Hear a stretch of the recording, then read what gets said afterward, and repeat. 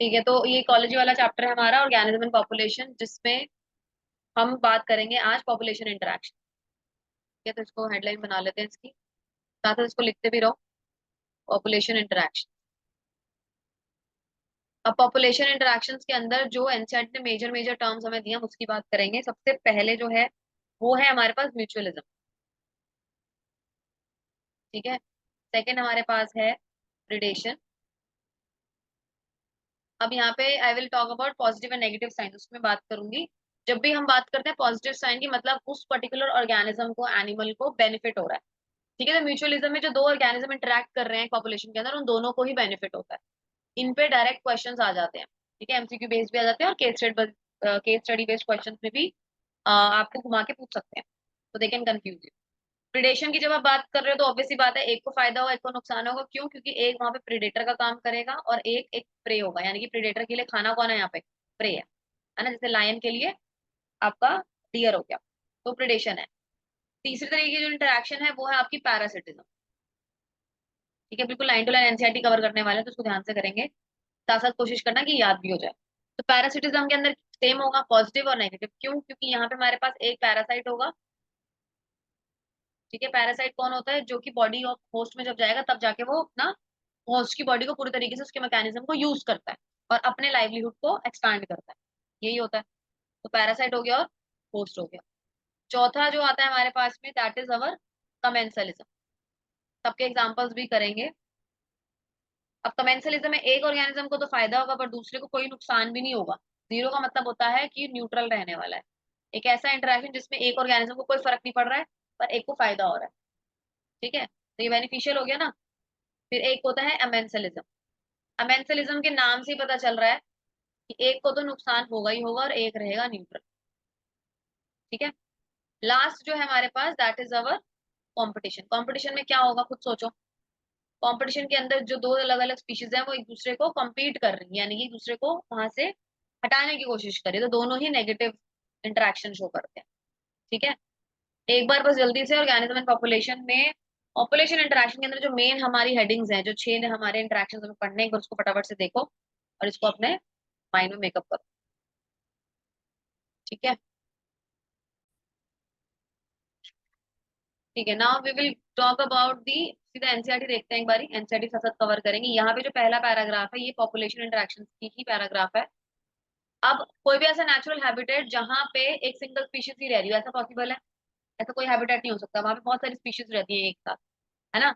Minimum requirement क्या होती है एक पर्टिकुलर हैबिटेट के अंदर अच्छे सर्वाइवल के लिए? कि एक से ज्यादा स्पीशीज होनी चाहिए। तो ये तो कॉन्सेप्ट बेस्ड स्टडी है, ये पता ही होना चाहिए।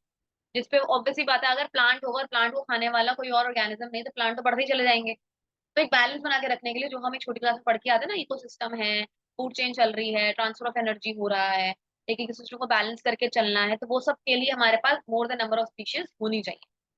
जब प्लांट स्पीशीज भी है, वो अपना खाना खुद बनाती, पर वो अकेले सर्वाइव नहीं कर सकती, उसको भी सॉइल माइक्रोब्स चाहिए ऑर्गेनिक मैटर के डिकम्पोजिशन कराने के लिए। ह्यूमस की फॉर्मेशन के लिए हमें माइक्रोब्स चाहिए, है ना। इनऑर्गेनिक न्यूट्रिएंट्स अगर जब तक हमारे सॉइल में नहीं जाएंगे तो एब्जॉर्प्शन प्रॉपर्ली नहीं हो पाएगा। पॉल्यूशन को मैनेज करने के लिए चाहिए। अब बिना एनिमल के एजेंट के तो पॉल्यूशन मैनेज नहीं हो सकता। जैसे लाइकन की हम बात करते हैं, वो भी एसोसिएशन शो करता है।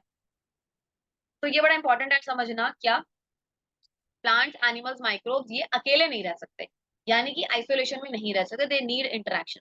4 दिन आप भी कमरे में बंद रहोगे तो आप अकेले नहीं रह सकोगे, यू नीड इंटरेक्शन, है ना, until and unless you are like doing something very specific. वो चलो डिफरेंट बात हो गई। अब एक बायोलॉजिकल कम्युनिटी की जब भी आप बात करोगे तो उसके अंदर आप इंटरैक्शंस देखते ही हो, interactions between nature, between living things, between non living things, plants, animals, all that stuff. ठीक है, यहीं से आ जाता है इंटर स्पेसिफिक। इंटर स्पेसिफिक क्यों हम टर्म यूज कर रहे हैं? इंटर स्पेसिफिक का मतलब है दो अलग अलग, जैसे इंटरकास्ट होता है, ऐसे इंटर स्पेसिफिक इंटरेक्शन है, यानी कि दो अलग अलग से, एक स्पीशीज ए है जो स्पीशीज बी के साथ इंटरेक्ट करेगी और इवेंचुअली हम उनका इंटरेक्शन एनवायरमेंट के अंदर देखते हैं। तो लिखा भी है दो डिफरेंट स्पीशीज। अब ये बेनिफिशियल भी हो सकती है, तो positive, detrimental, negative, neutral, zero. वही यहाँ पे इन्होंने मेंशन कर दिया। न्यूट्रल का मतलब ना हार्म करेगी ना उसको कोई फायदा देगी।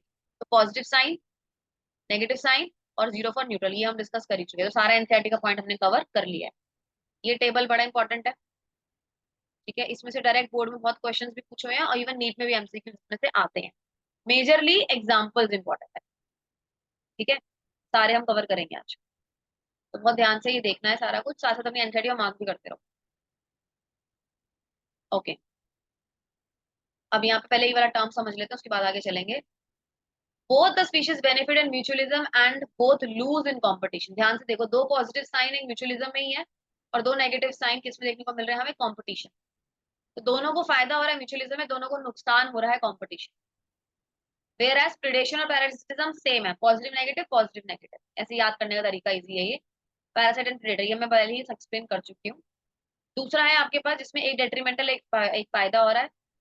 एक ऐसा इंटरेक्शन जहां पे एक को तो बेनिफिट है बट दूसरे को कोई फायदा नहीं है, कोई नुकसान नहीं, वो कमेंसलिज्म। उसका अपोजिट हमारा एमेंसलिज्म के अंदर आ जाएगा। तो ये सब हमने डिस्कस कर लिया। अब सबसे पहला एग्जांपल हम देखेंगे प्रिडेशन। यहाँ आ जाते हैं राइट साइड पे, right side of board, predation की बात करें। प्रिडेशन में हमने क्या पढ़ा था, हमारे पास होगा एक प्रे, एक हमारे पास होगा प्रिडेटर। ठीक है, वन सेकंड। अब इस प्रिडेशन के अंदर हम लेते हैं एग्जाम्पल। एग्जाम्पल हमारा आ जाएगा जैसे यहाँ पे है टाइगर और डियर। उल्टा लिख दिया ना हमने, प्रे विल बी डियर और प्रिडेटर विल बी टाइगर। ठीक है, अब सिंपल सी बात है, जैसे मान लो और क्या हो सकता है, हर्बीवोर आपका प्रेडेटर हो गया, उसका प्रे कौन होगा, प्लांट हो सकता है। ठीक है, स्पैरो है, वो क्या खाती है, वो सीड्स खाएगी, वो फ्रूट्स खाएगी, तो वो भी उसका क्या हो गया, प्रे ही हो गया एक तरीके से, राइट। अब कुछ ऐसे इंसेक्ट्स होते हैं हमारे पास जो कि फाइटोफेगस होते हैं। फाइटोफेगस का मतलब क्या होता है, एक ऐसे इंसेक्ट्स जो कि फीड करते हैं ऑन प्लांट सैप। इस पे फीड करते हैं प्लांट सैप पे, तो ये भी एक तरीके के प्रेडेटर ही हो गए ना। तो ये क्वेश्चन अगर आ जाए एग्जाम्पल की फॉर्म में तो आपको पता होना चाहिए कौन सी इंटरेक्शन की ये बात कर रहा है। ठीक है, ऐसे बहुत सारे और कौन कौन से एग्जाम्पल्स हम देखते हैं नेचर के अंदर। जैसे कि आप देखते हो, हम biological pest control method use करते हैं। बायोलॉजिकल पेस्ट कंट्रोल मेथड में होता क्या है, जो पेस्ट आप यूज कर रहे हो उससे इवेंचुअली जो भी फर्दर अनवांटेड चीजें वहां ग्रो हो रही है उनको हम हटाने का काम करते हैं। जैसे ये लेडी बर्ड हो गया, लेडी बर्ड क्या करती है, वो कंट्रोल करती है एफिड्स की ग्रोथ, तो वो उसका प्रे हो गया, खुद ये प्रेडेटर है ना। ऐसे ही dragon flies, dragon flies mosquito को खत्म करती हैं। तो ये बेसिक एग्जांपल्स हैं, ये जो हमें जनरली हमें पता होने चाहिए। अब एक चीज यहाँ पे पूछी जा सकती है कि भाई इस चीज का सिग्निफिकेंस क्या है। Very simple and very easy thing, just हमने अभी डिस्कस किया, इसको मैं राइट साइड पे लिखूंगी। राइट साइड पे आ जाते हैं, सिग्निफिकेंस।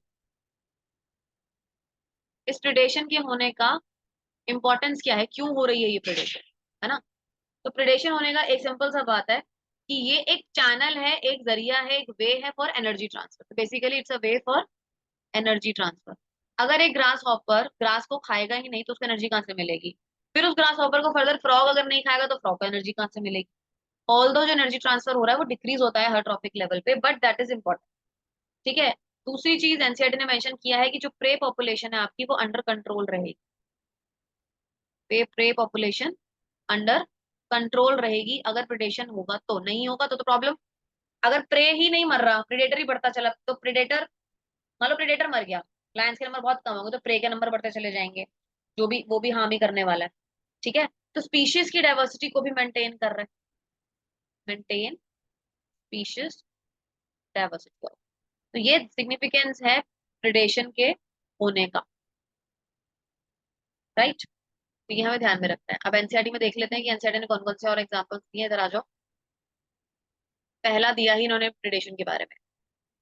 अब देखो यहाँ पर उन्होंने क्वेश्चन की फॉर्म में दे दिया कि what would happen to all the energy fixed by autotrophic organism, यानी कि प्लांट्स की बात कर रहा है।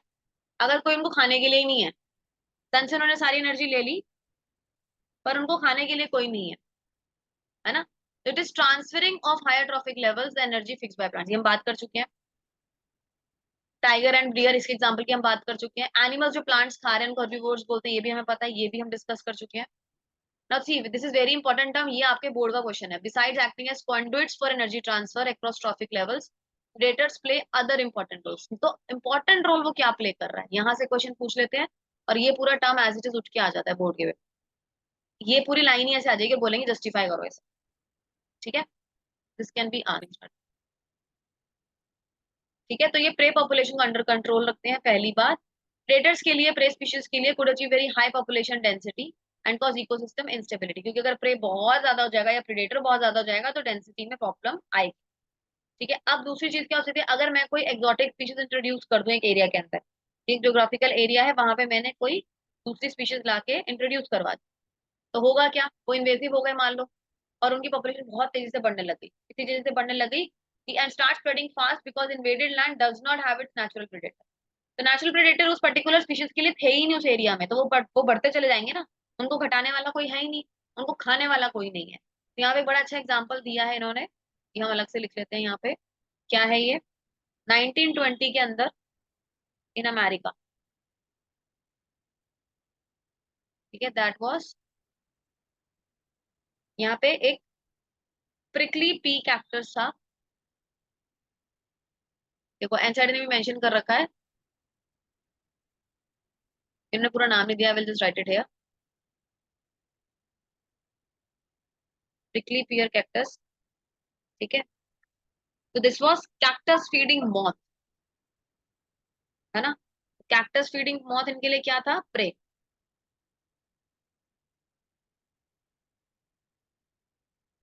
इसकी पॉपुलेशन को ये इफेक्ट कर रहा था।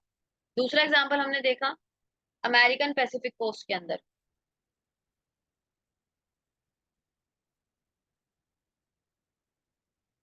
इसको देखो एक बारी, ठीक है, तो ये करेक्शन करेंगे, 1920 इन ऑस्ट्रेलिया है ये, अमेरिका नहीं है।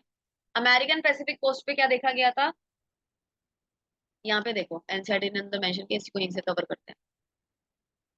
हाँ, तो ये रहा, प्रिकली पियर कैक्टस इंट्रोड्यूस हुआ ऑस्ट्रेलिया में 1920s में, जिसने हेवॉक क्रिएट, यानी कि बहुत बुरा हाल हो गया था वहां पे, वो इतनी तेजी से फैला, millions of hectares of range land के अंदर वो फैल गया था। और अंडर कंट्रोल इसको कब हम लेकर आ पाए, जब हम ये कैक्टस फीडिंग प्रेडेटर, ये मॉथ जब लाए, तो मॉथ ने आके ऑब्वियसली इसको खाया होगा, तभी इसकी पॉपुलेशन कंट्रोल में आई होगी, है ना। तो बायोलॉजिकल कंट्रोल मेथड हमारा यही वाला हुआ, तो बायोलॉजिकल कंट्रोल मेथड क्यों अडॉप्ट किए गए हैं एग्रीकल्चरल पेस्ट कंट्रोल में, वो इसी एबिलिटी पे बेस्ड है कि प्रेडेटर उसको, प्रे पॉपुलेशन को रेगुलेट करने का काम करता है। तो यहाँ से भी डायरेक्ट क्वेश्चन आपका बन सकता है कि बायोलॉजिकल कंट्रोल मेथड को एक्सप्लेन करो विद हेल्प ऑफ एग्जाम्पल, उसमें ये ऑस्ट्रेलिया वाला एग्जाम्पल आप उसमें ऐड कर सकते हैं, ठीक है, अपने आंसर को और इफेक्टिव बनाने के लिए। अब प्रेडेटर्स और क्या करते हैं, स्पीशीज डाइवर्सिटी भी मेंटेन करते हैं, इसके बारे में हमने भी बात की थी, कैसे, how do they do it. तो ये इंटेंसिटी ऑफ कंपटीशन को घटाते हैं कंपीटिंग प्रे स्पीशीज के बीच में, ऑब्वियस बात है, जब प्रे को ही खा लेंगे वो तो कितने प्रे बच जाएंगे कम्पीट करने के लिए, है ना। इसमें एक एग्जांपल इन्होंने दिया है, स्पीशीज डाइवर्सिटी का एग्जांपल कौन सा आएगा, rocky intertidal communities of American Pacific coast, the starfish Pisaster की बात कर रहे हैं, ये एक इंपॉर्टेंट प्रेडेटर है, ठीक है। इन्होंने क्या देखा कि जब सारी की सारी स्टारफिश को रिमूव कर दिया गया एक एरिया के में से, तो more than 10 species of invertebrates became extinct with an year, क्योंकि वहां पे इंटर स्पेसिफिक कॉम्पिटिशन, ठीक है, इंटर स्पेसिफिक मतलब अलग अलग स्पीशीज के बीच में कॉम्पिटिशन हुआ होगा for better survival, survival of the fittest की वजह से, तो देखा गया कि बहुत सारी इन्वर्टिब्रेट्स की स्पीशीज थी जो कि वहां से एक्सटिंक्ट ही हो गई। क्यों, क्योंकि हमने वहां पे जो मेन एक प्रेडेटर था पिसास्टर, वो सारी फिशेज वहां से रिमूव कर दी, ठीक है। तो ये इंपॉर्टेंट है, ये एग्जांपल क्या रिप्रेजेंट कर रहा है, स्पीशीज की डाइवर्सिटी को कैसे वो रेगुलेट करता है, मेंटेन कैसे करता है प्रेडेटर स्पीशीज की डाइवर्सिटी को, ये उसका एग्जांपल हो।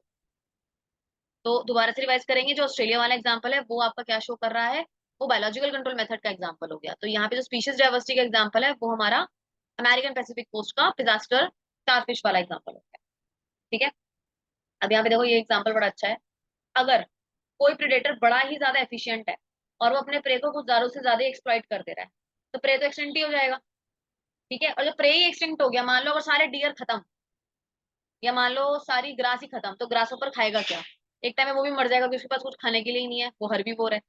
इसलिए बोला जाता है कि predators in nature are prudent, important term, इस पे भी क्वेश्चन बोर्ड में पूछा गया है, सीधा भी पूछ सकता है, घुमा के भी पूछ सकता है, तो it is up to you that how you are reading it. एक एक लाइन एनसीईआरटी की बड़े ध्यान से पढ़नी है।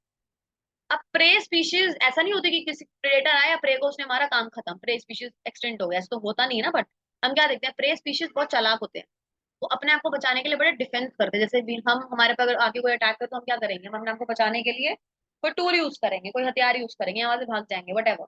We have different defence mechanism adapted throughout evolution, ये ह्यूमन में इवॉल्व हुआ है, not only in human, all the animals, ठीक है। तो वेरियस डिफेंसेस जो है ये यूज करते हैं, इसको मैं हाईलाइट कर रही हूँ, to lessen the impact of predation, जैसे कि कैमोफ्लेज, मिमिक्री, ठीक है, मॉर्फोलॉजिकल डिफेंस प्लांट्स शो करते हैं, केमिकल डिफेंस प्लांट्स शो करते हैं, तो हम इसके बारे में पढ़ते हैं। थोड़ा फ्लो चार्ट की फॉर्म में राइट साइड पे आ जाओ। अब प्रे है, प्रे ने कौन कौन सी मैकेनिज्म अपने ले रखे हैं अपने आप को बचाने के लिए, उसकी बात कर रहे हैं हम। पहले एनिमल्स की बात करते हैं, ठीक है। एनिमल्स के अंदर भी दो डिविजन्स में पढ़ेंगे इसको हम। कलरेशन अपनी चेंज कर लेते हैं ये। जैसे तुम्हें याद है इवोल्यूशन के अंदर हमने एग्जांपल किया था इंडस्ट्रियलाइजेशन वाला, कि जो व्हाइट विंग्ड मॉथ थे पहले तो थे, तो बार्क ऑफ ट्री जो थी वो खुद व्हाइट ही थी बेस पे, क्योंकि लाइकेन की डिपोजिशन बहुत ज्यादा थी, ठीक है। उसके बाद देखा गया कि विद टाइम, जब आफ्टर इंडस्ट्रियलाइजेशन हुआ तो पॉल्यूशन हुआ, सूट की डिपोजिशन बहुत ज्यादा होगी, तो उन विंग मॉथ्स ने अपना कलर ही बदल लिया। क्यों बदला? अपने प्रोटेक्शन के लिए, ताकि ज्यादा से ज्यादा प्रीडेटर आके उनको ना खा जाए, उनकी पॉपुलेशन एक्सटिंक्ट ना हो जाए। तो वो भी एक तरीके का डिफेंस मैकेनिज्म ही उन्होंने यूज किया है ना। तो नेचर ने उनको अडेप्ट कर लिया कि ठीक है भैया तुम ज्यादा जिंदा रहोगे। और मिमिक्री भी होता है। अभी क्या है, कलरेशन में सबसे इंपॉर्टेंट टर्म जो याद रखेंगे वो है क्रिप्टिक कलरेशन, जो कि आप बहुत कॉमनली पढ़ते हो, दैट इज योर कैमोफ्लेज, या फिर इसको हम बोलते हैं कैमोफ्लेज। अब कैमोफ्लेज इंसेक्ट भी करता है, लिजर्ड्स भी करती हैं, फ्रॉग्स भी करते हैं, इन सब के अंदर कैमोफ्लेज देखा जाता है, इंसेक्ट एंड फ्रॉग्स, ठीक है। फिर हम बात करते हैं मिमिक्री। मिमिक्री के अंदर आप देखोगे, इसके अंदर एक बहुत इंपॉर्टेंट टर्म आता है, दैट इज बेट्सियन मिमिक्री, ठीक है। ये होती है बेट्सियन मिमिक्री। अब मैं तुम्हें एक स्पीशीज बता दूं, एक स्पीशीज होती है बर्ड की, ठीक है। पहले एक वाला एग्जांपल कर लेते हैं। बर्ड बोल रही हूँ मैं, बटरफ्लाई की, सॉरी, मोनार्क बटरफ्लाई। अब जो मोनार्क बटरफ्लाई है ना, जब ये कैटरपिलर स्टेज पे होती है, हमें पता है इसमें मेटामॉर्फोसिस होता है, राइट। जब ये कैटरपिलर स्टेज पे होती है तो ये फीड करती है ऑन मिल्क वीड और कैलाट्रोपिस पे। अब ये जो सब्सटेंस ये है, इसके अंदर मिल्क वीड कैलाट्रोपिस पे फीड कर रही है, इसके अंदर क्या होता है, उस वजह से एक टॉक्सिक सब्सटेंस प्रोड्यूस हो जाता है, जिसकी वजह से कोई प्रेडेटर आके इसको खा नहीं सकेगा, क्योंकि अगर वो खाएगा तो वो उसके टॉक्सिन से मर जाएगा। तो इसने अपने आप को इस तरीके से बचाया। और एक तरीका होता है जिसमें एग्जाम्पल हम देखते हैं, जिसके अंदर जो बटरफ्लाई होती है वो अपने सरफेस पे जो डिपोजिशन होती है, जो उसकी विंग्स होती हैं, back of the body surface पे वो अपने ऊपर एक स्ट्रक्चर ऐसा बना लेती है, like that of the I spots, basically I spots. I spots वो जो बनाती है, that is like the eyes of owl. अब आउल की आईज आपने देखी कितनी डरावनी सी होती है ना, तो कोई भी उसके पास जाएगा नहीं। सिमिलरली ये जो बटरफ्लाई है, क्या करेगी, अपनी बॉडी सरफेस पे आई स्पॉट जैसे स्ट्रक्चर डेवलप कर लेती है, और सामने प्रेडेटर को लगता है यार ये तो आउल जैसे आई का स्ट्रक्चर है, तो वो अपने आप को प्रोटेक्ट करने का काम करती है। ये भी एक तरीके का डिफेंस मैकेनिज्म है जो एनिमल्स यूज करते हैं, ठीक है। ऐसे डिफरेंट मैकेनिज्म मैकेनिज्म हम देखते हैं इन द केस ऑफ, ठीक है। तो एनिमल्स के हमने देख लिया, प्रे का डिफेंस कैसे है, अब हम प्लांट्स का देखते हैं, ठीक है। तो प्लांट्स के केस के अंदर हमारे पास दो चीजें बड़ी प्रोमिनेंटली एनसीईआरटी ने जो दी है वो देखते हैं, वो क्या क्या है। पहला है आपका मॉर्फोलॉजिकल डिफेंस। तो मॉर्फोलॉजिकली बहुत सिंपल एग्जांपल जो हमारे दिमाग में आता है वो होता है modification of leaves into spine. तो मॉर्फोलॉजिकल डिफेंस के अंदर हमारे पास जो एग्जांपल में ध्यान रखना है, दैट इज योर अकेशिया, ठीक है, जो बेसिकली कैक्टस ही है।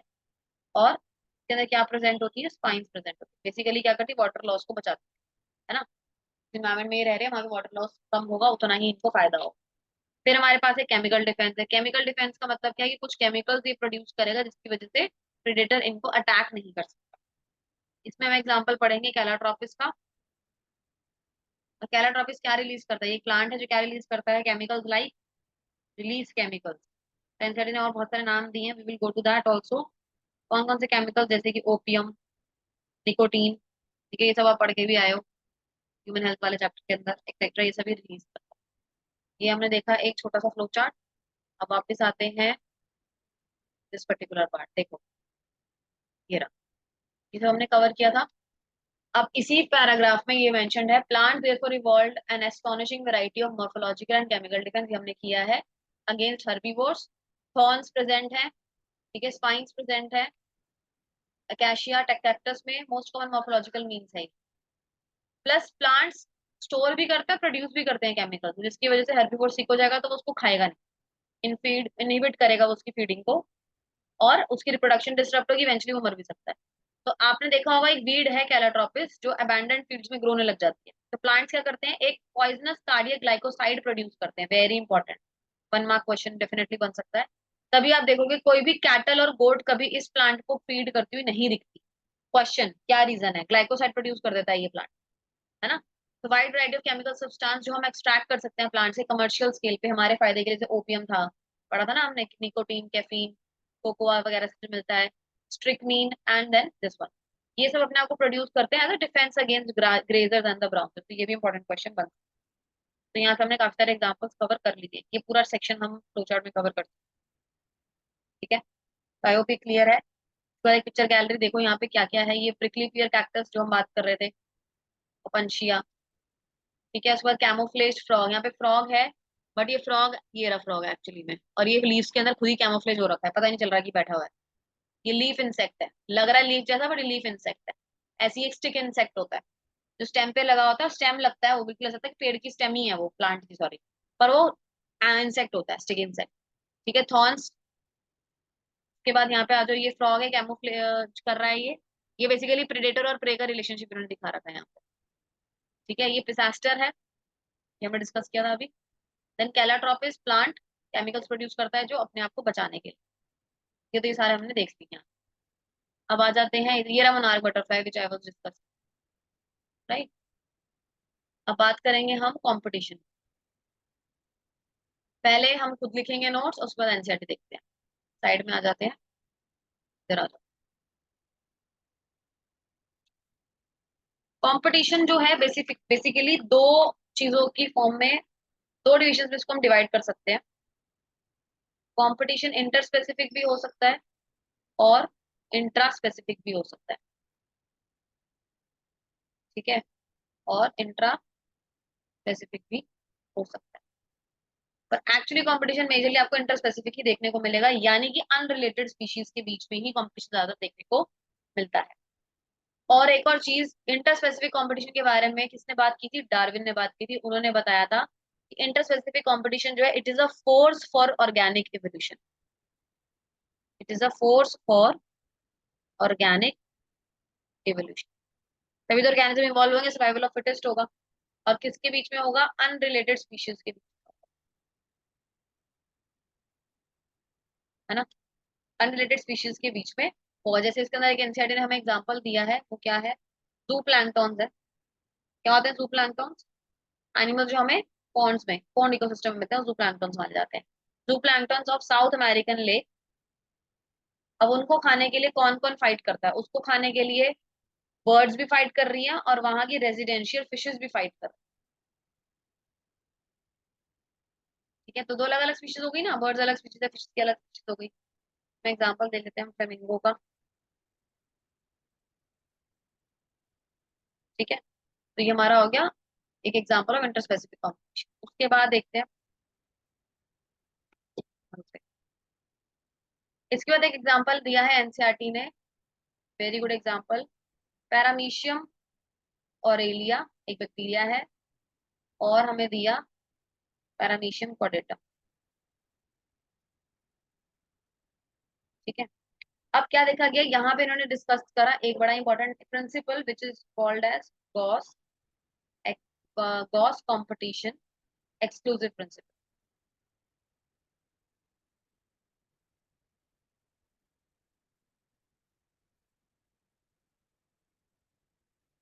ठीक है। This is very important, this can come directly in your exam, लिखने के लिए आ सकता है। अब यहाँ पे वो कहता है, ये प्रिंसिपल ये बोलता है, इसको हम शॉर्ट में लिखेंगे, कि जो दो कॉम्पिटिटर्स है ना, दो कॉम्पिटिटिव कॉम्पिटिटर्स जो हैं, कैन नॉट को एग्जिस्ट, वो को एग्जिस्ट नहीं कर सकते, एक दूसरे के साथ नहीं रह सकते, यानी कि एक दूसरे को आउटरीच कर देगा। और गॉस नाम है उस बंदे का जिसने इसको दिया था, तो उसके नाम पे ही प्रिंसिपल का नाम पड़ गया। तो जैसे मान लो एक स्पीशीज है, देखा गया ये है ए का ग्राफ, और दूसरा हमने देखा ये है हमारा सी का ग्राफ। तो ये प्रिंसिपल हमें क्या बताता है कि एक पर्टिकुलर स्पीशीज जो है वो दूसरे को क्या करेगी, आउटरीच करेगी, यानी कि दो कॉम्पिटिटिव कॉम्पिटिटर्स इस एक साथ नहीं रह सकते। अलग अलग ग्राफ ही हमें बना के दिखाया इन्होंने पॉपुलेशन का, ठीक है, एक साथ नहीं बना। That is Gauss competitive exclusive, ठीक है। इसको यहाँ देखते हैं, ये देखो, ये रहा, गॉस कॉम्पिटिटिव एक्सक्लूसिव प्रिंसिपल वो कहता है कि दो क्लोजली रिलेटेड स्पीशीज जो compete कर रही हैं सेम रिसोर्सेज के लिए वो कोएग्जिस्ट नहीं कर पाएंगे, ठीक है। एंड द कॉम्पिटिटिवली इंफीरियर यानी कि जो कमजोर होगा वो एलिमिनेट हो जाएगा। और ये तभी पॉसिबल है, ये क्वेश्चन यहाँ से बन के आ सकता है, कंडीशन क्या है इस प्रिंसिपल के लागू होने की, प्रिंसिपल कब आप बोलोगे कि यहाँ पे ये फिजिबल है, ये प्रिंसिपल इसको मैं यहाँ पे लगा सकती हूँ, तो तभी फिजिबल है जब रिसोर्स लिमिटेड है। अगर तो रिसोर्स ही अनलिमिटेड हो गए तो सब खा लेंगे, सबको सब कुछ मिल रहा है, जो कि एक आइडियल कंडीशन नहीं होती, एक रियलिस्टिक कंडीशन नहीं होती। रिसोर्सेज का लिमिटिंग होना ही जरूरी, अदरवाइज नहीं होगा। तो रिसोर्स लिमिटिंग है तो ही ये कंडीशन आएगी, अदरवाइज नहीं आएगी, ठीक है। While they do not rule out the occurrence of interspecific competition in nature, they point out that species facing competition might evolve mechanism that promote coexistence. तो कई बार क्या होता है कि जो स्पीशीज कंपटीशन कर रही हैं, फेस कर रही हैं, तो वो कुछ ऐसे मैकेनिज्म अपने अंदर रिलेट कर लेते हैं, रिलीज मतलब डेवलप कर लेते हैं बेसिकली, ताकि कोएग्जिस्टेंस हो पाए। ऐसे एक मैकेनिज्म को हम बोलते हैं रिसोर्स पार्शनिंग, जो दिया था मैकार्थ। तो अगर कोएग्जिस्टेंस हो भी रहा है तो उसका बात की थी रिसोर्स पार्शनिंग के थ्रू, तो दिया किसने था, बाय मैकार्थ, ठीक है। यहाँ पे ये क्या बताते हैं, वो कहते हैं कि भाई जो कॉम्पिटिटिव कॉम्पिटिटर्स हैं, ठीक है, जो कॉम्पिटिटर्स हैं दे कैन कोएग्जिस्ट, अगर वो साथ रह भी रहे तो कैसे रहेंगे, बाय पार्शनिंग ऑफ रिसोर्स। पार्शनिंग मतलब थोड़ा तू ले लो थोड़ा हम ले लेते हैं, है ना, जैसे आप शेयरिंग करते हो खाने में, वैसे ही अपने रिसोर्सेज की पार्शनिंग करके कोएग्जिस्ट कर सकते हैं। फॉर एग्जाम्पल यहाँ पे एक एक्सपेरिमेंट किया गया था जहाँ पे देखा गया कि 5 क्लोजली रिलेटेड वॉर्बलर साथ रह रहे थे, बर्ड्स आई, ये कोएग्जिस्ट कर रहे थे, तो ये एक एग्जाम्पल यहाँ पे लिया गया। देखिए रिसोर्स पार्शनिंग की बात करी हमने, तो अगर वो सेम रिसोर्स के लिए compete कर रही है, वो कंपटीशन को अवॉइड करके फॉर इंस्टेंस डिफरेंट टाइम रख लेंगे अपने अपनी फीडिंग का, कि तुम इतना बजे खाना देते हो, हम इतना बजे खाना देते हैं, फॉरेजिंग पैटर्न्स चेंज। तो MacArthur showed that 5 closely related species of warblers living on the same tree वो कंपटीशन को अवॉइड कर रहे थे और कोएग्जिस्ट कर पा रहे थे due to the behavioural differences. तो यहाँ पे क्या इंपॉर्टेंट कीवर्ड आएगा कि इन्होंने बिहेवियरल डिफरेंसेस लेकर आए, है ना। समझ आ रही है, स्पीशीज अपने आप को एक्सटेंड नहीं होने दे रही, रादर ये एकदम मिलके रह रही है ताकि सबको खाना मिल जाए। तो ये दो इंपॉर्टेंट टर्म्स हैं जो हमने कंपटीशन के अंदर अभी तक पढ़े हैं, ठीक है। इसके अंदर एक और चीज है जो हमने मिस आउट कर दी है, दैट इज दिस वन। एक और एक्सपेरिमेंट था कोनल्स एलिगेंट फील्ड एक्सपेरिमेंट, ये रहा, ठीक है। This is also important. इन्होंने क्या बताया कि एक रॉकी सी बेड है, कोस्ट है स्कॉटलैंड का, rocky sea, you already understand rocky sea क्या होता है। Larger and competitively superior barnacle Balanus dominate कर रहा था इंटरटाइडल एरिया के अंदर, और वो स्मॉलर जो बार्नेकल थे कैथेमेलस उसको हटा रहा था वहां से, तो यानी कि ये सुपीरियर हो गया, ये इंफीरियर हो गया। In general, herbivores and plants appear to be more adversely affected by competition than the carnivores. तो उनको ज्यादा फर्क पड़ता है, ठीक है। तो बेसिकली इसका ग्राफ में कैसे बना सकती हूँ, यहाँ पे देखो, यहाँ बनाते हैं। अगर उसका ग्राफ बनाने आते हैं तो मान लीजिए ये है और आपके पास एक ये, है ना। तो जो बड़े वाला है वो उसको डोमिनेट कर रहा है, A and C. Superior barnacle Chthamalus को हटा रहा है, तो ए सुपीरियर बार्निकल को मैं रिप्रेजेंट कर, intertidal area of, intertidal area of Rockies of Scotland. तो यहाँ पे कौन सा एक्सपेरिमेंट हमने देखा, कॉर्नल्स experiment, कॉर्नल्स elegant field experiment. Field experiment क्यों बोल रहे हैं, क्योंकि पर्टिकुलर जोन के अंदर हमने देखा किस तरीके से वो आउटरीच कर रहा है दूसरे कॉम्पिटिटर को, सॉरी, ठीक है। तो ये सब हमने कवर करा है, हमने एक्चुअली जो डिटेल में आज किया है वो हमने प्रिडेशन और कॉम्पिटिशन किया है।